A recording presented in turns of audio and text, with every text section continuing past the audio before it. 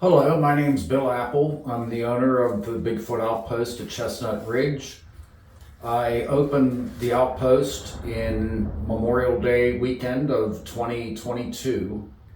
It's just been an interest and a desire of mine to meet more of the public that also has an interest in Bigfoot also. The publicity has picked up considerably over the past year, thanks to local Bigfoot groups that have shared my posts. I had a couple of YouTube interviews, was listed in the local newspaper. Um, Word of mouth also really carried the word out. But this year it's far more busier than last year. I took an interest actually back in the early 70s, around the time of the $6 Million Man and seeing that episode. And there was a nature channel, I believe it was, a program similar to Mutual of Omaha's Wild Kingdom. And they had a bunch of researchers that were in amphibious six-wheeled vehicles and motoring along and looking for mythological beast. And I just thought that the mystery, and being that it involved nature and everything, which I was really into nature as a young kid, it just developed an interest in that's lasted a lifetime. I've had a couple of experiences. My first dates all the way back to August of 1990 in northern Idaho. A friend of mine and me, we rented a fire lookout tower. And it was in Bonner's Ferry, Moye Springs, in that general area. And the name of the lookout was called the Deer Ridge Lookout. We picked up the keys to the lookout. The ranger, he explicitly told us to make sure the gate was closed and locked behind us because it was a Forestry Service access road that just went straight to the tower. There were no intersecting township roads to it, so that's how they kept the area secure, was keep the gates closed and locked. So we went through the gate, and it was a good hour and 15 minutes of a single lane gravel road clear to the top where the tower was located. And we rented it for 3 nights and 4 days. The first 2 nights were pretty uneventful, but the last night there, we cooked pork chops on a Coleman stove out on the catwalk. And we ate and were launching the pork chop bones over the railing 40 feet down to the ground. And when we got done eating, we put the lanterns out and we turned in for the night. Now, I slept on a cot that was a fixture. It was like fastened inside of the lookout tower, and it had dresser drawers under it. And my friend, he slept in the middle of the floor on an air mattress. So about 15 minutes after the lights went out, neither one of us were talking, and we started to feel the tower tremble, like there was a tremor to it. And I didn't know if my buddy was asleep or not. And you could feel a distinct ascent up these steps. And there was a pause. And then you could feel the steps, the whole tower moving again. And I whispered to my friend, I said, "Mark, do you hear that? Do you feel that?" And he said, "Yeah." Now the thing's up on the third flight. You could just tell because there was a pause between each of the sessions of movement. There was a pause, and you could tell it was on the landing. They come up the third flight, paused, come up the fourth flight, the final flight, and we're both looking in the glass where a normal sized human being would appear, and it would be far to the left. This didn't appear far to the left, it appeared far to the right, which meant it came into view after only coming up the second, maybe the third step. The top of its head was already in view. And it faced the glass, and I could hear a loud sniffing. Couldn't see any features in the face or anything. All I could see was the top of the coned head, down past, no neck, and then the shoulders, and it went over, and that's it. It just ended like right here where the shoulders would be.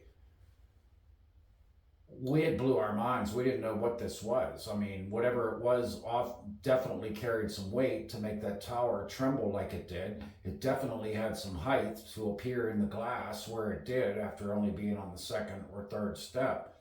And that was it. Adrenaline kicked in. I shot up off of that cot, had an 870 pump 12 gauge, worked the action and went right for the door. Well, this thing was sneaky on its way up.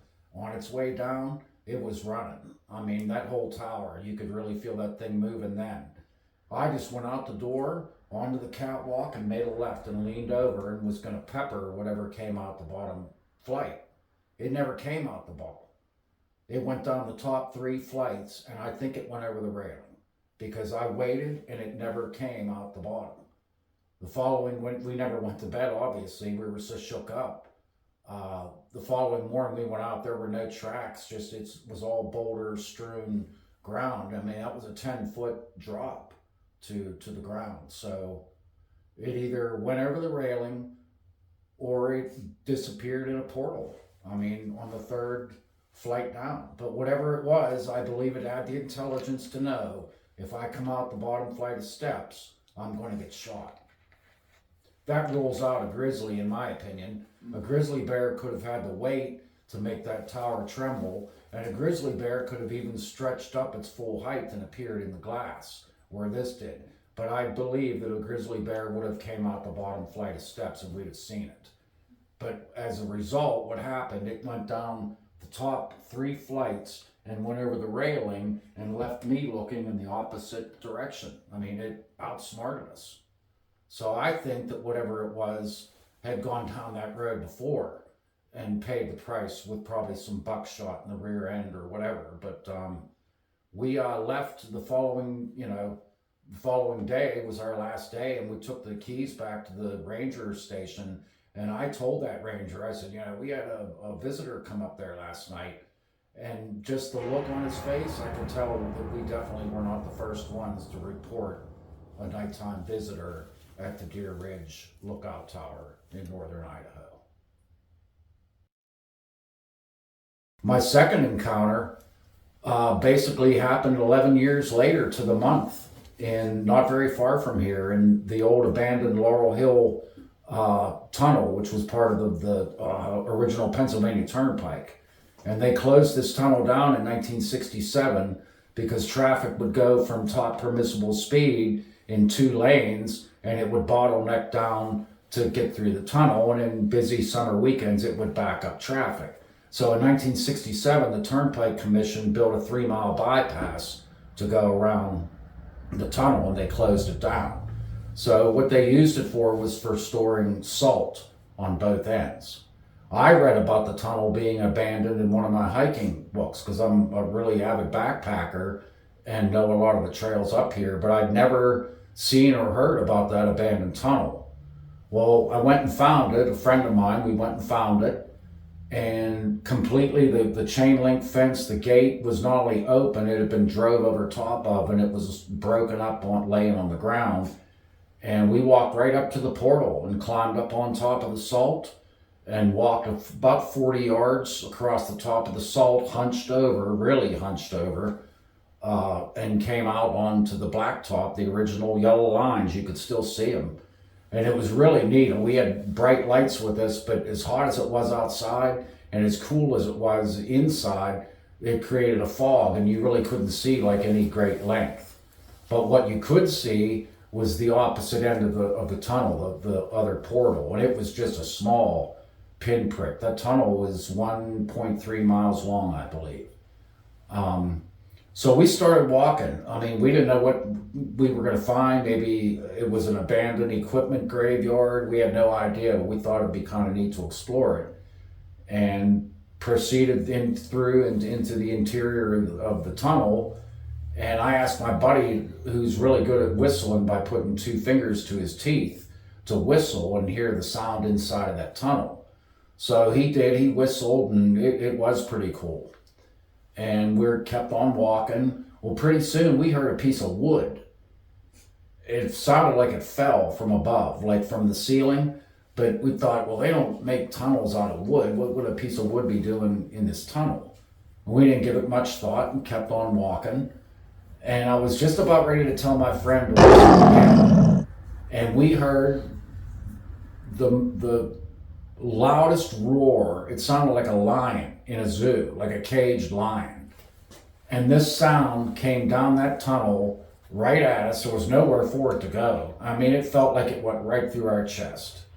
We didn't stop to look at each other to confirm what we'd heard. We both turned and our legs took over. And we got back to that salt pile and we're trying to climb up that salt to get on top, to get out. And that salt's just caving in on us. So we're clawing it, trying to climb up to get on top and get out.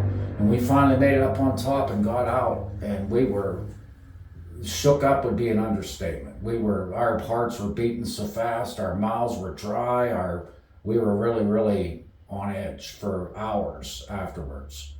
That was pretty intense.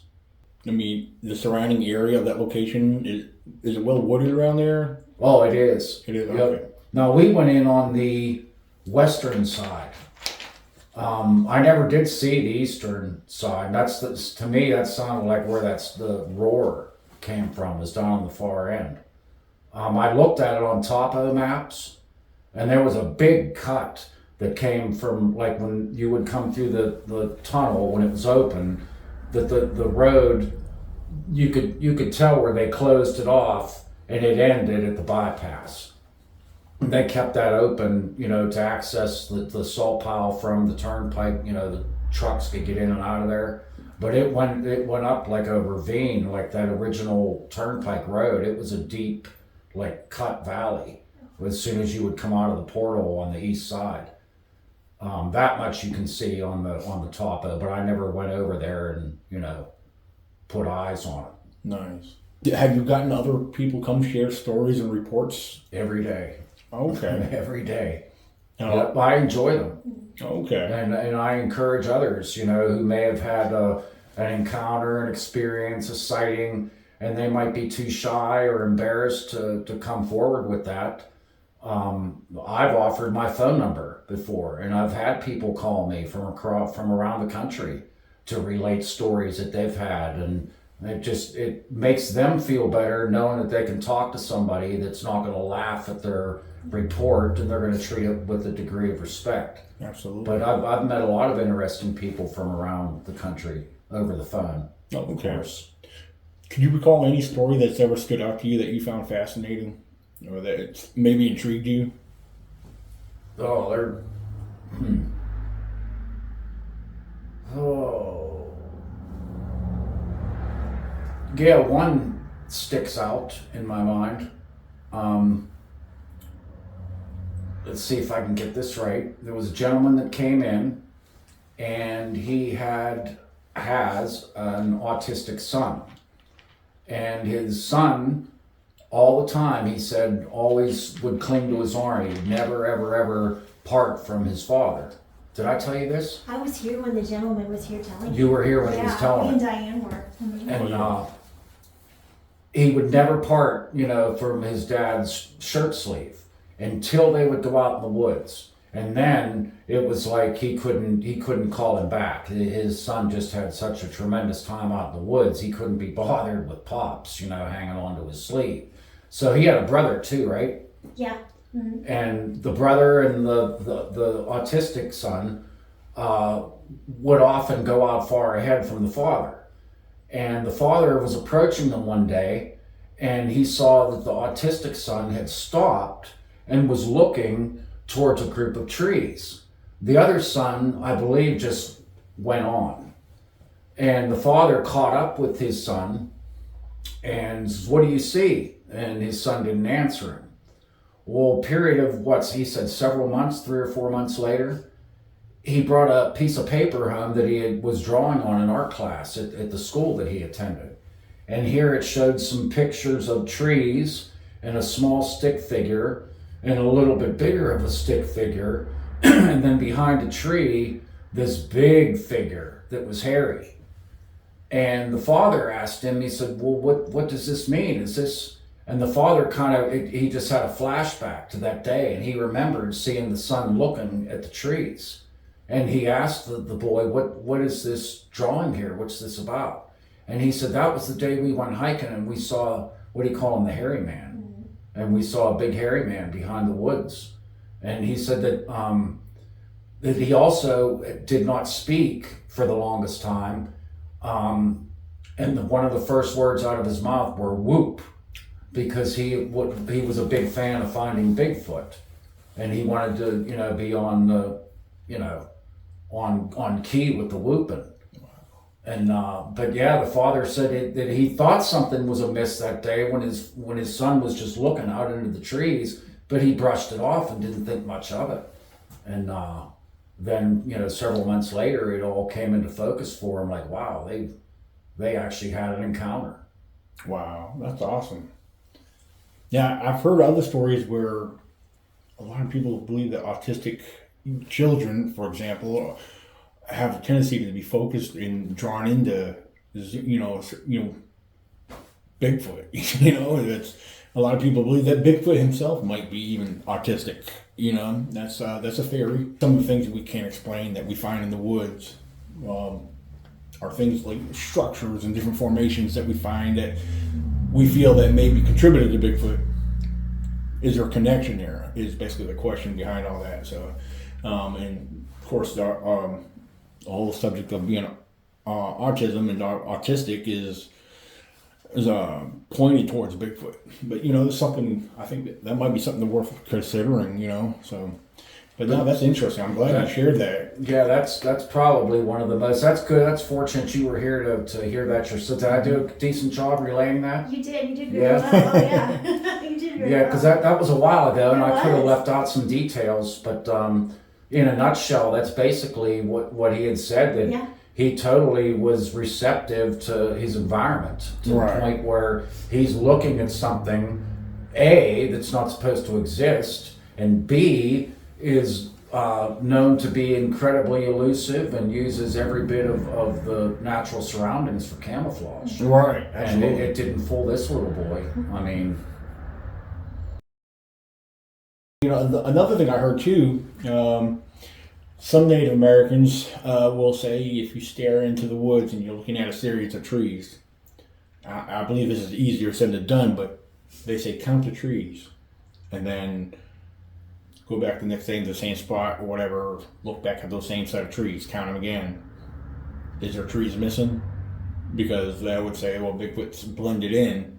He could appear as a tree if he stays still, I mean, a lot of wildlife can blend in with the forest. I mean, I've seen deer blend in so naturally, and Bigfoot, they say he's the hide and seek champion of the world, but he's also a master of his own environment. well, one of the best visual depictions I've ever seen of that was Harry and the Hendersons, the final Oh, scene. absolutely. To where, and I actually had to rewind that a couple of times, like, wait a second now, where did that little fella come from? And I rewound and I'm like, there he was. He just stood right. I mean, that was a perfect job. There was actually 3 of them total. Yeah. Yeah, that's the best example I know of how they can blend in with their surroundings. Yeah, I agree with you because I remember seeing that, and we watched that not long ago, and whoever came up with that movie and that scene, it's like, was that their belief or did they know something? Yeah. Exactly. I often think about that's exactly I think how it is for a lot of them because we can be walking through the woods, they At can the be right very there. least, you can tell they did their homework by taking on accounts, like Yes. listening to eyewitness testimony of how it was not there, but then it was there. Exactly. And then the producers of the show and the creators or whoever would be in charge of some special effects artist, I would guess, Yeah. brought that to life. Uh-huh. I mean, that's probably how they did it, was based on eyewitness testimony. Oh, absolutely. Now, I know others will feel different about this, but that was a good example of what I would consider cloaking. They were blended in. We didn't. When we looked at that scene before they took off, we saw trees and bushes, but that was them. They were physical beings that actually got up and moved off. And I'm not saying cloaking can exist. I try to keep that an open mind, but to me, that was them blending in naturally in their own environment. Yes, again, it's a movie, but I feel like that would have some truth behind it somewhere. It's got to. I mean, look how effective the southern Sasquatch what he has, Spanish moss, Yeah. hanging off trees. Come on, that's like a ghillie suit. There's nothing better than that. Absolutely. I mean, I wouldn't put it past them to actually remove that from the tree and attach it to themselves. Right. They're intelligent creatures. If there's anything you want people to know, because once I edit it, this will be on YouTube. It'll be everywhere. Okay. What I would want people to know. The hours would be good to say what the hours will be typically. Memorial Day to Labor Day, the outpost here will be open weekends only from 10 a.m. to 6 p.m. both Saturday and Sunday. But for the followers, keep your eyes on the Outpost page on Facebook, because if I have to modify the hours, if I have to go out of town, I'll post any modified hours on the Bigfoot Outpost Facebook page. I'm really scared. Well, there's one story that you had told me. It was your backpacking encounter. Oh yeah. And I really think that that'd be wonderful for you to share. That's local too. Yeah, because it's local, and I was amazed when you told it. So Yeah, I didn't have a. There was no vocalizations. There was no sightings, of course. No smells. But I took some time off from work, and I wanted to do some backpacking at Quebec Run. And the idea was to do a 3-day, 2-night backpacking stint and basically get from one end of the park to the other. Well, it's not a park, it's a wild area. To get from one end to the other and have 2 different campsites. I got a late start my first night. That was October the 13th, my wedding anniversary of all nights. It was a Tuesday night, October 13th, 2020. I chose a spot off the Mill Run Trail, 0.4 of a mile from the trailhead parking lot. And got in, it got dark earlier, but I figured I would get in with enough time to pitch my tent up and get a fire going and enjoy the darkness set in. So I got in, unpacked the tent, policed the area where it was going to unroll it, put all the stuff that was on the ground, pine cones, sticks, all that, to get my fire started. Set the tent up, and then went to work on getting the fire started. Well, this was in a hemlock grove.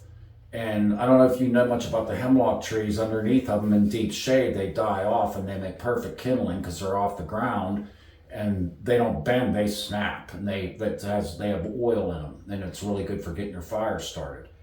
So 10 feet away from my tent was the perfect tree, and it had all kind of broken limbs that I could snap off and get the fire going.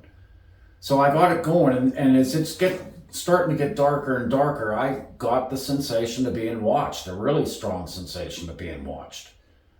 And I thought, well, I looked at I think it was 7 o'clock. I looked at my watch and I was thinking, boy, I've got a long ways till sunup. I'm here and it's dark now and I'm here for the night. So I just had the feeling of being watched never went away. If anything, it got more intense. All of a sudden, I didn't feel right getting that fire burning and making myself brighter and more visible from anything that could be lurking right outside the firelight. I felt like a sitting duck. So I went over to the tent, unzipped it, and I just laid inside on the sleeping mat. Didn't take my boots off, didn't unzip the bag, nothing. So I'm just laying in there. I hear what I later learned was a tree push.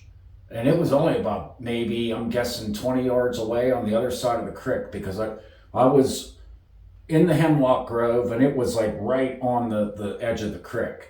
Well, this was on the other side of the creek, but not very far. The creek itself was probably only 15 feet wide. So I'm guessing it was within 20 yards. I heard the deep cracking noise that you'll hear a tree give, like when a lumberjack is cutting them down, that inner It was like a loud crack. And all of a sudden something hit the ground. I mean, I felt the vibration on the ground. I mean, it hit me, and I'm thinking, it's not windy. What's up with that? I didn't know if it was a tree or if it was an overhead limb, but the better part of me just dismissed it like, it was probably just that tree's turn to go. So I'm laying in there. All of a sudden I hear snapping going on right outside the tent. As a matter of fact, it was so familiar, I pinned it that's the same tree that I was snapping sticks off of to get that fire going. There was no mistake about it. I'd hear a snap. Something hit the tent. And there was only it was a pattern. Like I'd hear a snap and it would be like 1001, 1000, something would hit the tent. 2 times, 3 times, 4 times. This went on for an hour and a half. I'd hear a snap, something would hit the tent. Now I'm really tense. I'm not making any movement. I'm not making any sound. I didn't even know what time it was or anything, and I didn't dare put a light on to find out. I just sat in there and still as could be and didn't, gasp when nothing. It was really tough.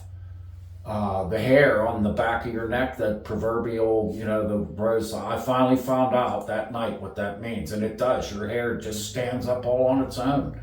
And it really, I was scared. I mean, the only thing I knew for sure, this was stupid, coming out here by myself. And the other thing I knew for sure is I'm not doing this a second night.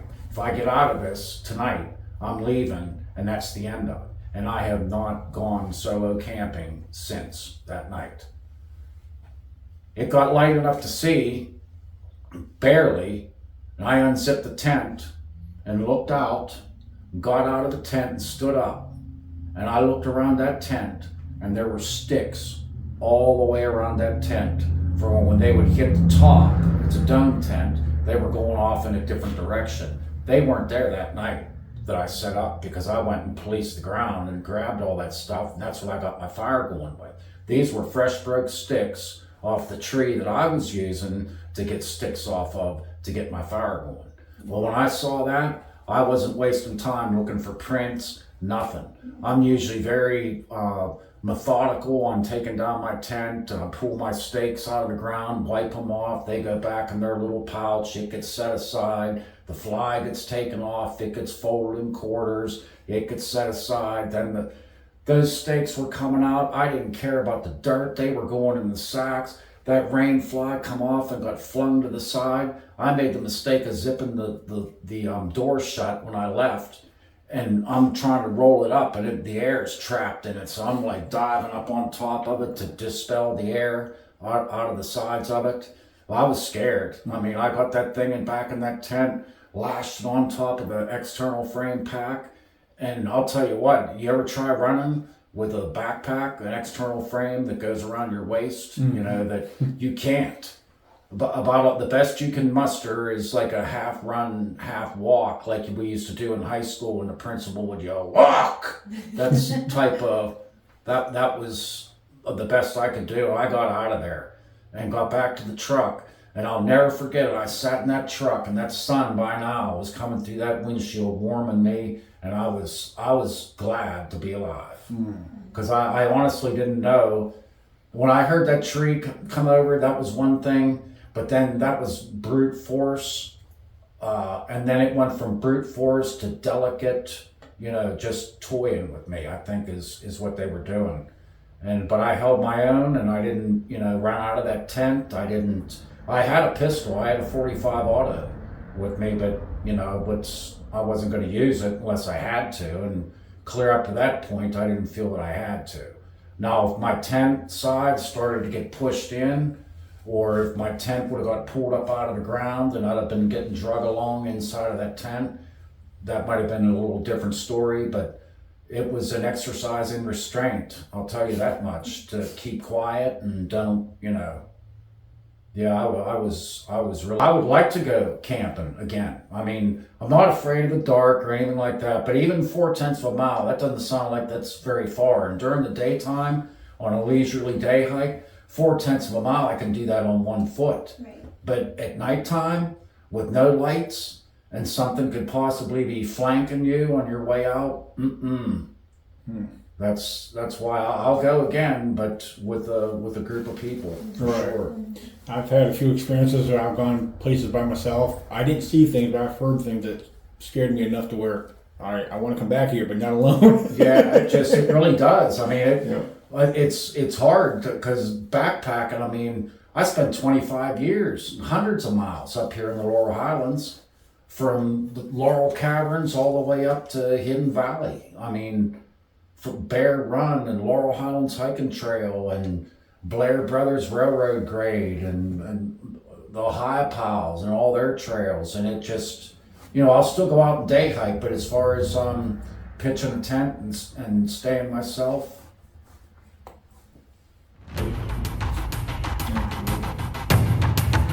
Very awesome. Bill, I want to thank you very much for all this. This is great stuff right here.